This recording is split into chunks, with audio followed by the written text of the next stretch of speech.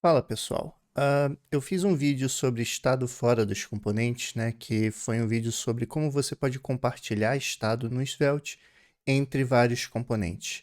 E a minha conclusão, a minha recomendação é que você se utilize de classes, tá? Porque classes são uma forma muito direta ao ponto, muito fácil de manter, de você criar estados reativos fora do componente de uma forma organizada, que você consiga manter a longo prazo, tá? No entanto, tem duas coisas que eu queria discutir hoje.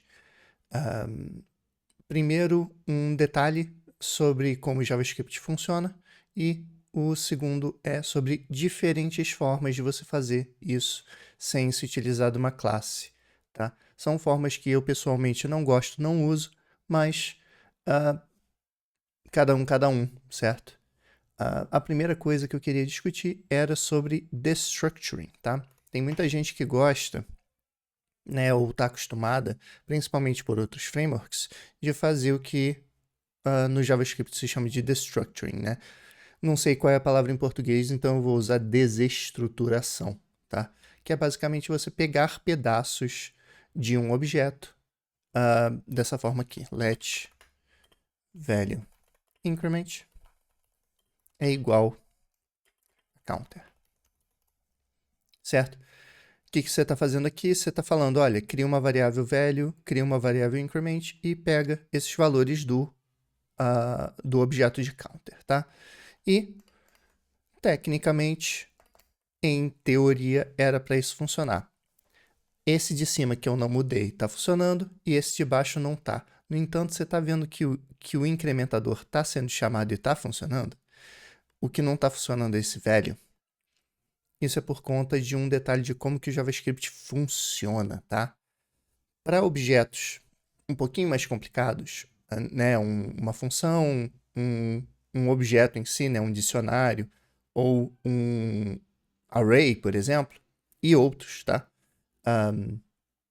Na hora que você faz esse destructuring, né, como é o caso desse increment, que é uma função, o que o JavaScript faz? Ele vê a chave increment desse objeto aqui e ele cria um ponteiro, ele cria uma referência, tá?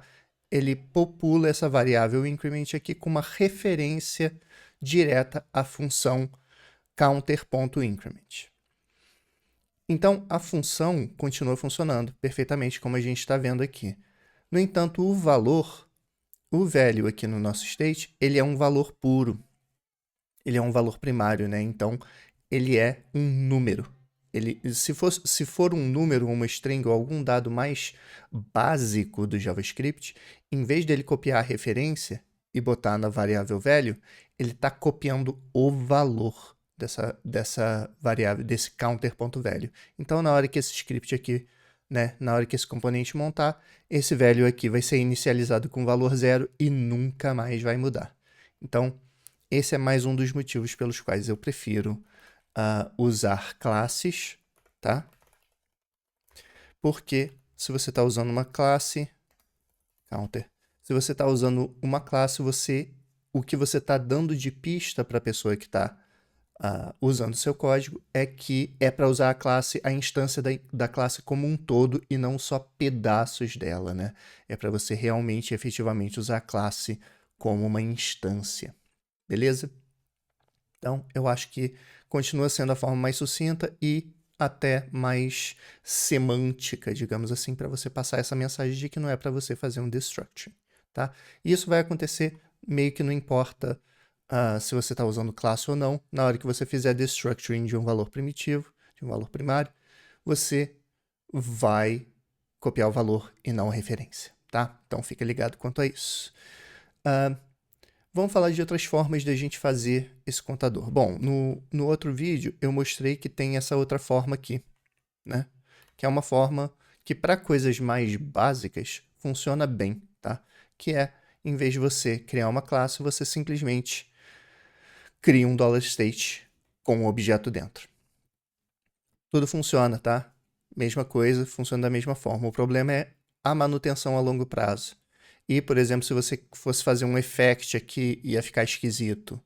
E se agora você precisa fazer alguma coisinha um pouquinho diferente, você vai estar lidando com o fato de que você está colocando seu código todo dentro de um objeto que é mutável, que é global, né? Então, assim, é bom para coisas pequenas, sei lá, se você tem uma variável de tema do seu site ou alguma coisa do tipo, faz sentido você usar o $state direto com um objeto dentro. Mas, se a coisa é um pouquinho mais complicada, eu continuo achando que classe faz mais sentido, tá? A próxima forma de fazer isso é a forma de função, tá? Você usa uma função como factory, tá? Você cria um contador através de uma função que efetivamente constrói um objeto novo. Essa daqui exige um pouquinho de refatoração no meu caso, tá? E a refatoração aqui seria até, nesse caso, caso você realmente goste de destructuring, esse é o caso que faz um pouquinho mais sentido, tá? Count e increment é igual a counter. E aqui seria count ponto velho e increment, tá?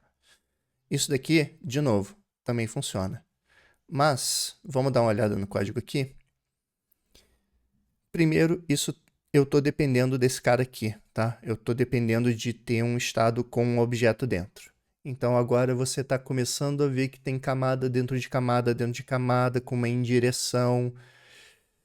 Já estou sentindo que isso daqui é um pouquinho mais problemático. E tem um fator que, se você for fazer um effect dentro dessa função, você não pode fazer só $effect, tá? Você vai ter que fazer um $effect.root em vez disso, porque como você está criando esse objeto ao executar essa função, na hora que a função acaba, tudo que não estiver naquele objeto vai ser expurgado da memória.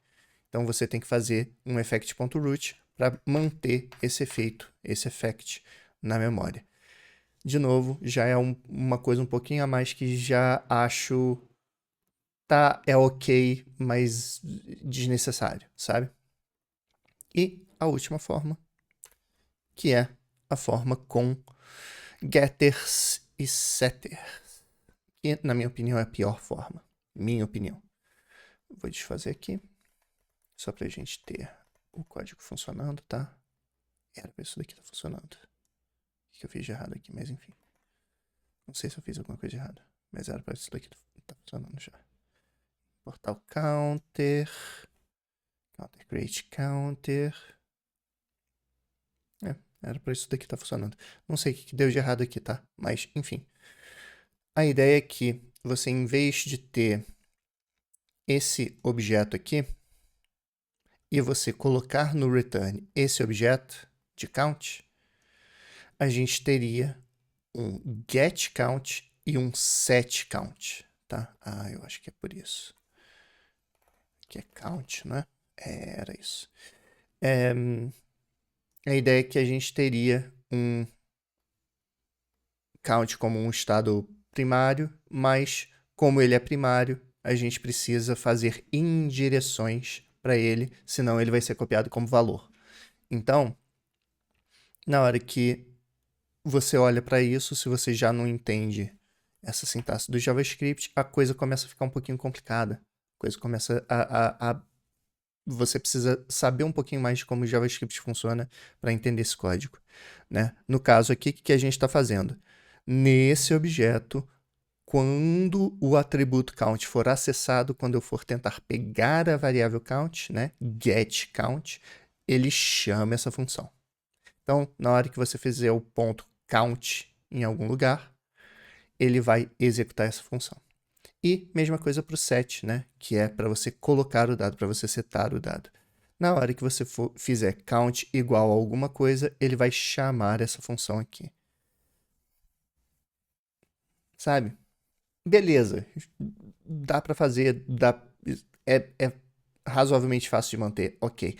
Mas get set para tudo é um pouco complicado, na minha opinião. E essa questão do get set o próprio Svelte já faz esses get set quando eu faço isso com classe. Como eu sinto que foi como um modo de